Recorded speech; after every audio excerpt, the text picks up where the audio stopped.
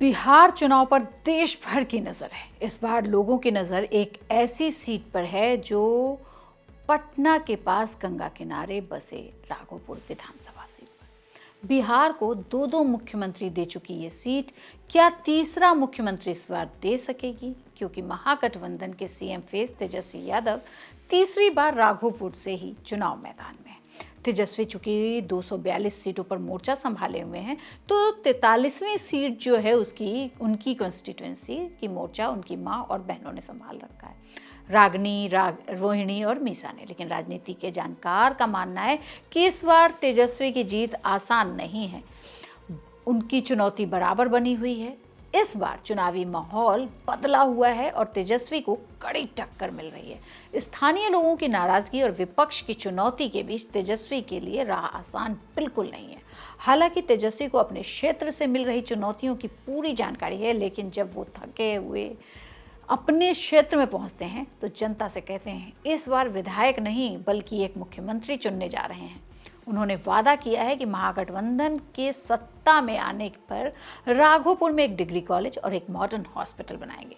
वो अपनी जनता से कहते हैं कि कामवा मुख्यमंत्री होगा तभी न होगा। वो क्षेत्र की जनता से गुजारिश की है कि उनकी जीत को आश्वस्त करें और उनको इस चिंता से मुक्त कर दें। गंगा की गोद में बसे हुए राघोपुर पहुंचना 6 लेन के पुल की वजह से आसान हो गया है। अब तक यह एक दियारा क्षेत्र यानी चारों तरफ से पानी से घिरा हुआ क्षेत्र कहा जाता था। हालांकि दूसरी ओर विद्युपुर का ऊपरी हिस्सा भी है। यहाँ का चुनावी माहौल एक तरफा बिल्कुल नहीं रहा है। इस बार दो दो धाराओं में बटा हुआ दिख रहा है। दो यदुवंशी यानी राजद के तेजस्वी और भाजपा के सतीश कुमार के बीच आमने सामने की लड़ाई है।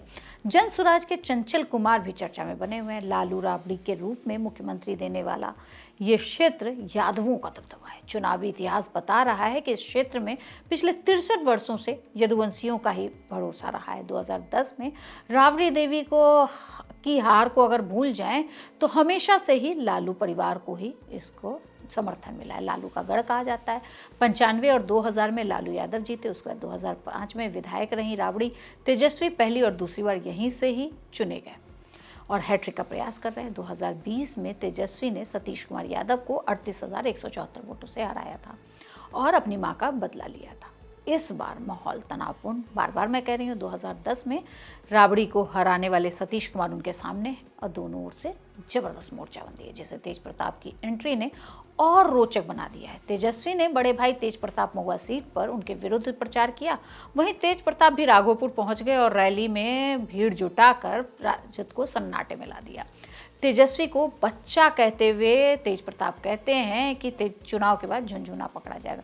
जनशक्ति के प्रेम कुमार प्रत्याशी हैं और तेजस्वी के लिए माहौल बनाने पहुंची राबड़ी देवी के लिए पिछले दिनों आपने देखा ही कि किस तरह से लोगों ने उनको घेर लिया और कहा कि सौतेला व्यवहार किया जा रहा है। बाढ़, कटाव, सड़क आदि की स्थिति पर प्रश्न भी किया। प्रशांत किशोर पहले ही तेजस्वी के लिए अमेठी जैसी हार की भविष्यवाणी कर चुके हैं, लेकिन ये बात अलग है कि वो जनसभा एक ही बार की, उसके बाद दोबारा आए नहीं।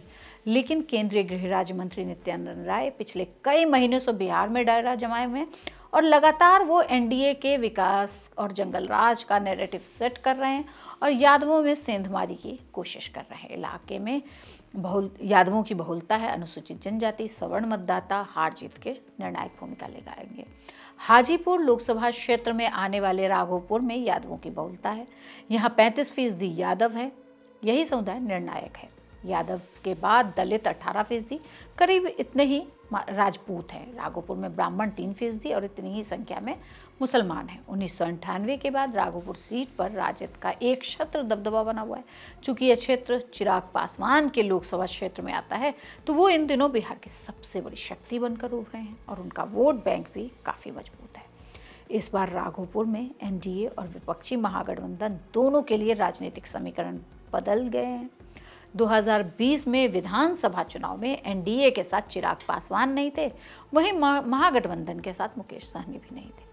कागजों पर इस बार दोनों गठबंधन पहले से ज़्यादा ताकतवर दिख रहे हैं और चिराग की अपनी एक फैन फॉलोइंग है। तो अब ये देखना होगा कि राघोपुर तीसरा मुख्यमंत्री के रूप में तेजस्वी को चुनते हैं या फिर आप क्या जानना चाहते हैं हमें ज़रूर बताइए कमेंट बॉक्स में। बिहार चुनाव पे लगातार हमारी नज़र बनी हुई है। आप भी हमारे साथ जुड़े रहें। देखते रहिए India.com।